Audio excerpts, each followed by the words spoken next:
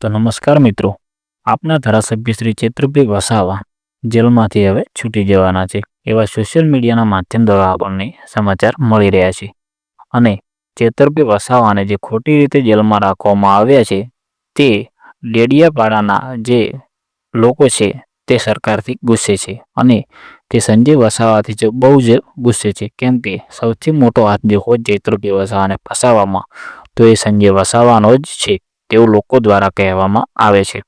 કેમ કે તેમને ખોટા કેસમાં ફસાવવામાં આવ્યા છે અને જે ચેતુરભાઈ વસાવાએ જે છૂટો ગ્લાસ માર્યો તો ન હતો, પણ જે તેમના પર કેસ કરવામાં આવ્યો છે કે ચેતુરભાઈ વસાવાએ સંજય વસાવાને છૂટો ગ્લાસ ફેંકીને માર્યો હતો, તેના વિશે તે કેસ હવે રીઓપન કરવાનો છે ફરીથી.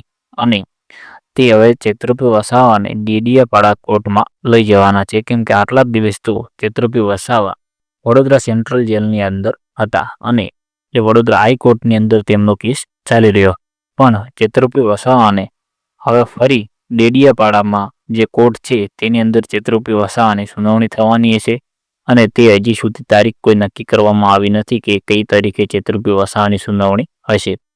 એટલે ચેતુરભાઈ વસાવાને હવે આગળની તારીખમાં જામીન મળશે કે નહીં મળે, ચેતુરભાઈ વસાવા જેલની બહાર આવશે કે નહીં આવે, એ હજી સુધી આપણી પાસે કોઈ પણ માહિતી નથી. એટલે મિત્રો, જો તમારે ચેતુરભાઈ વસાવાની પૂરતી માહિતી જોઈતી હોય તો તમે ચેનલને સબસ્ક્રાઈબ કરી દેજો અને વિડીયોને લાઈક કરી દેજો.